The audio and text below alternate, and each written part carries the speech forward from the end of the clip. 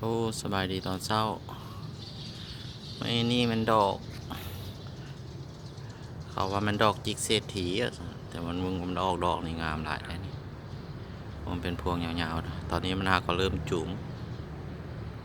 แต่ว่าบ่ฮู้ว่ามันบานนี่เป็นอะไรก็บ่เคยปลูกหาว่าปลูกมาได้ซื้อต้นเก่าเขาจะมาปลูกเนาะปลูกแล้วได้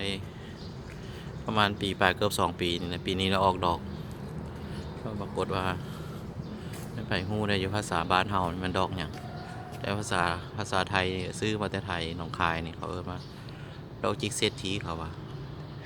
แต่ปรากฏว่าออกซอเดียวปีนึงก็น่าจะมันยอดนึงออกซอหนึ่งแต่ว่าต้นนี้ปลูกกะ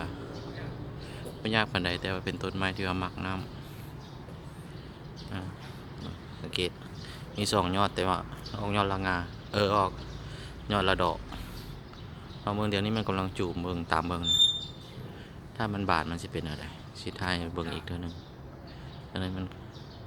เป็นกำลังจูบอยู่เนาะจูบมันก็งามอยู่ได้แล้วตามเบิ่งนี่ชอบมันยาวดี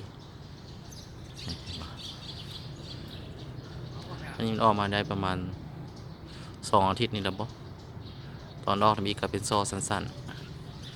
สั้นดอกดีที่แบบมันใหญ่มาซ้ำนี่ก็ซ้อมปรากฏว่ายืดออก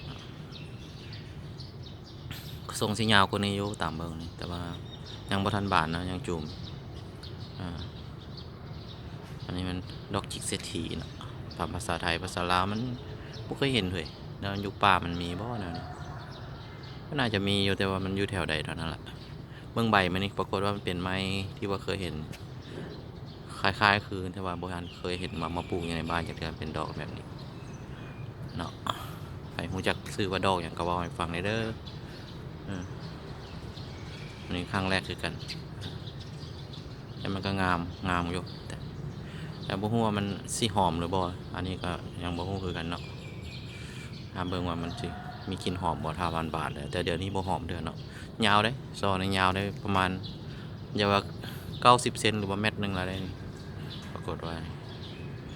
ยาวแท้ๆมันจะยาวได้เท่าไหร่มันน่าจะยาวอีกทั้งกลายมันค่อยยืดออกได้เนาะขอบใจเด้อที่เข้ามารับชมเพราะว่า